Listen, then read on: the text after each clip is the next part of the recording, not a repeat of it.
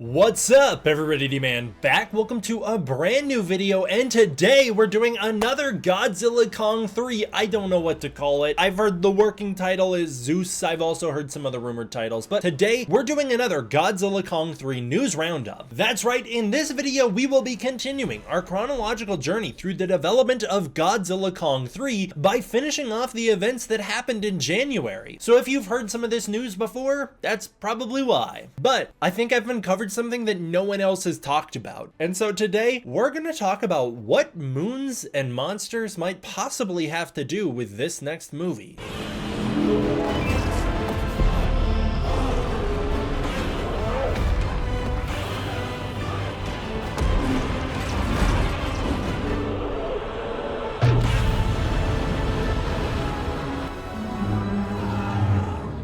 Starting out, I want to show off some artwork like always, and this first piece, I know it's not technically MonsterVerse related, but it's American Godzilla, so zip it, mister. This is Georgie G's Godzilla 1998. I love it, dude. I love the backdrop. First of all, it looks pretty cool, but the Godzilla design is very neat. I think this is going for like an even more scientifically accurate approach to Godzilla 98. He looks very interesting. It's a very neat spin on the Godzilla 98 design. I really like those back spines. They're very aggressive, and the face looks super cool. He does look a little sad too. Oh, he looks like such a sad little Godzilla 98. Next up, Tom.Arts posted some of the best engagement bait I've seen, saying who would win Godzilla versus 100 Kongs, and people had the audacity to say Godzilla, and that just shows how cooked their brains are. No chance if Godzilla and Kong are canonically, remember, supposed to be about equal strength. Of course Godzilla wins the fights. Of course he does. He has more durability than Kong. But he also did lose round 2, and if you add even just one more Kong, the scales tip. Oh, but he could have nuclear pulse them. Maybe evolved Godzilla. We're talking normal Godzilla here, I think. Even evolved Godzilla, I think he's not making it past 3 or 4 Kongs at once. Great apes, different story. Anyways, fight down below and let me know.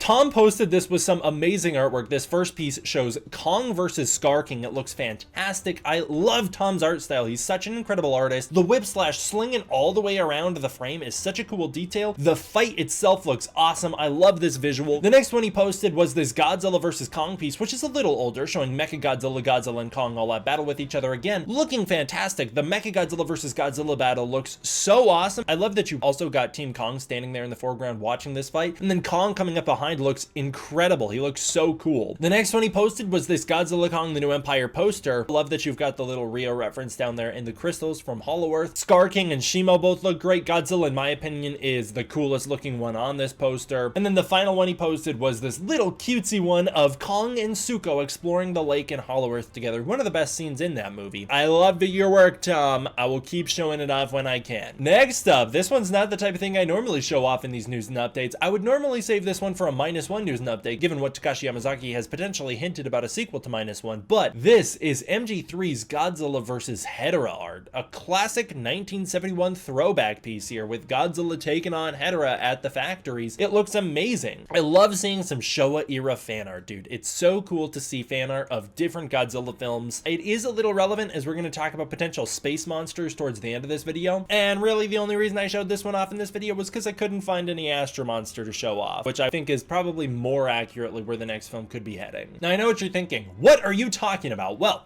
Dan Stevens, Trapper from Godzilla Kong the New Empire, has been officially announced to be in the next MonsterVerse movie. The news was originally broken by The Hollywood Reporter, so let's jump into their article and see what we can glean. So at the time, in January, Dan Stevens was simply in talks to return for the next MonsterVerse film, not confirmed for it. But the article starts out stating the dentist to the monsters is returning, which I think is super goofy. Trapper is so much more than a dentist. He's like the monsters' caretakers. He's a veterinarian. He helps with all aspects of them. He's the one who healed up Kong after the frostbite. I think calling him a dentist is so goofy though, and that's how all the articles have referred to him. We get a little bit of a plot detail here, although we kind of knew this from the Caitlin Denver article. It says the story will feature several new human characters alongside the beloved and iconic titans Godzilla and Kong as they face off against a cataclysmic world-ending threat. Again, we've already kind of assumed that it was going to be a world-ending threat. Every MonsterVerse monster other than Mechagodzilla has been a world-ending threat. Even Monarch Legacy of Monsters stakes are world-ending. And of course, if Godzilla and Kong are going to be in another team-up movie, you need the threat to be pretty big. And so that's not totally new. It is more confirmation that the movie will feature feature primarily a new cast. It seems that Dan Stevens is fulfilling his obligation for the MonsterVerse. The MonsterVerse has this weird revolving door policy where characters can only make it through 2 entries before disappearing forever. And it's not even like the full cast, it's just some random characters. So in Godzilla 2014, the characters that crossed over to Godzilla King of the Monsters were Admiral Stenz, Dr. Serizawa, and Dr. Graham, none of which returned after Godzilla King of the Monsters. Kong Skull Island's a bit of a different story because it takes place in the past, and none of those guys have shown back up, but Houston Brooks did cross over as a character from Kong Skull Island to Godzilla King of the Monsters before never being seen again. Godzilla King of the Monsters brought Madison and Mark Russell into Godzilla vs. Kong, and they were never seen again. Godzilla Kong: The New Empire brings forward Gia, Eileen Andrews, and Bernie Hayes, and now that they've fulfilled their 2-movie obligation, they're never going to show up again, it seems. And now Dan Stevens' Trapper is the last new addition to the MonsterVerse to be able to make that leap. I hate that. I think it's really bad for long-form storytelling to have characters dip in and then out of the story permanently. It feels a lot less like a cohesive universe and a lot more like, who could we get for this movie? I really wish they would start to solidify a human cast for this series moving forward. And Trapper's a great one. I love Trapper. He's a great character and I'd love to see him continue. Dan Stevens is said to be picked because he's becoming a bit of a name brand actor. He's been in a lot of stuff recently and he's really popping up, and because he was a fan favorite from the last movie. And I would say he was the fan favorite from the last movie, but you know what people really liked about him? His dynamic with Bernie Hayes. Maybe it's simply a case where Brian Tyree Henry didn't want to do a MonsterVerse movie without Adam Wingard. I don't know. I personally thought that Dan Stevens wouldn't want to return without Adam Wingard, but here he is. If you pay your actors some money, they'll show back up. I don't know. I would really like to see more returning characters. Maybe the reason that Gia, Eileen Andrews, and even Bernie aren't confirmed to be in this next movie is because they'll probably be in Hollow Earth with the Iwi, and we might not be returning to the Iwi tribe in this next film. This might be like a more surface level event, or just exploring parts of the Hollow Earth that are away from them. They'll probably get mentioned and be like, no,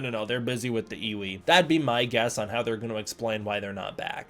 Dan Stevens promoted this announcement, posting it to his Instagram story. He didn't have anything to say at this time, but he did put a song. Was it just because it was the song he was listening to at the time? Was it because it's a song he likes? Was it because it's a song that says the word monster in the title? Or was it because it has a little bit of a deeper meaning? The song is MGMT's Of Moons, Birds, and Monsters. I love MGMT, I love this song, and I find it to be a super interesting poll. Later in follow-up news roundups, we're going to talk about how a few of the actors have started to hint to stars and maybe something from space in this next movie. The director Grant Spatore, coming off the back of I Am Mother, was a very sci-fi heavy story, and what's more science fiction than outer space itself? And what does the MonsterVerse have left to explore? We've had parasitic monsters, old rivals with long ancient histories, Hollow Earth monsters, a warrior kingdom of evil monsters in the Hollow Earth. What left is there to do? We've really explored the Hollow Earth at this point. Sure, you could have more Titans pop up, but really, what could be a world-ending threat other than a monster from the stars? That's what King Ghidorah was, and he was the biggest world-ending threat we've seen so far. So where are we heading in this next movie? Might be a clue. Moons and monsters. Getting into the actual song itself, it starts out asking,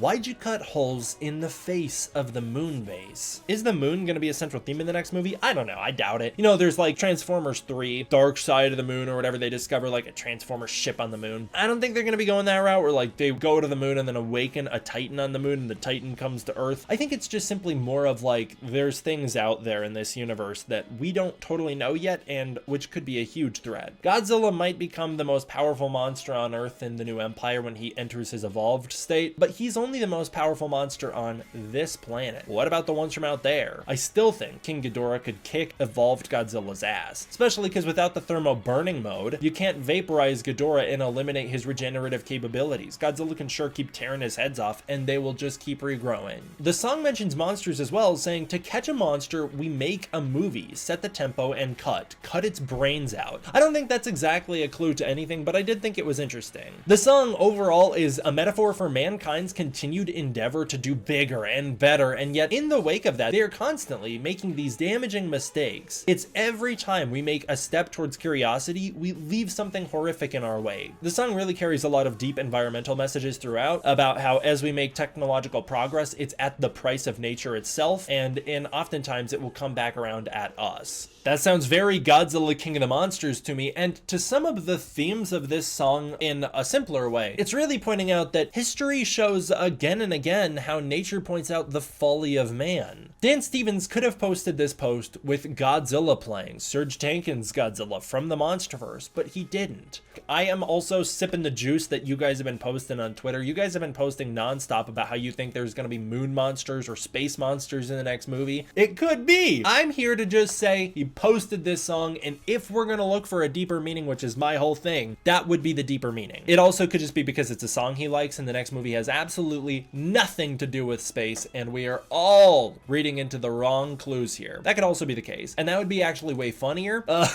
But I'm gonna overanalyze because it's fun. So what do you think about that? What do you think? Was that song a clue that went unmissed by a lot of people? Or am I overreading into it just for the sake of overreading into it? Which I could be doing. I will say I would not have thought to look into this song had there not been so much hype online about potential space monsters in this next movie. I wouldn't have bothered to look into it. I would have left it at he listened to some song and that's what he put on his Instagram story. At some point, as we continue to build out the evidence to suggest that maybe there will be a space monster in this next movie, then I'll do like a video talking about what space monsters could show up. But you know, there could always be a resurrection of King Ghidorah, a second Ghidorah showing up. Who knows, maybe a Hedorah, although I think probably Toho's gonna want to keep that one to themselves for now, especially because it sounds like Yamazaki might be using Hedorah soon. They could just do the MonsterVerse thing where they take a Toho monster and then make an off-brand version of it so they don't have to license the Toho one. It could also happen. I've yapped for way too long about this very simple topic. What do you think? Comment below and let me know. As always, I want to give a huge thank you to my patrons over on Patreon. It is through the support of the patrons on Patreon that I'm able to continue to make videos like this for you in the first place. If you want to support the Patreon, you can use the link in the description below where you can get early access to content, access to the Discord community, and more. And if that's not your thing, please consider joining as a channel member. I'd really appreciate it. Thank you all for watching. I hope you enjoyed. I will see you all next time for the next one. D-Man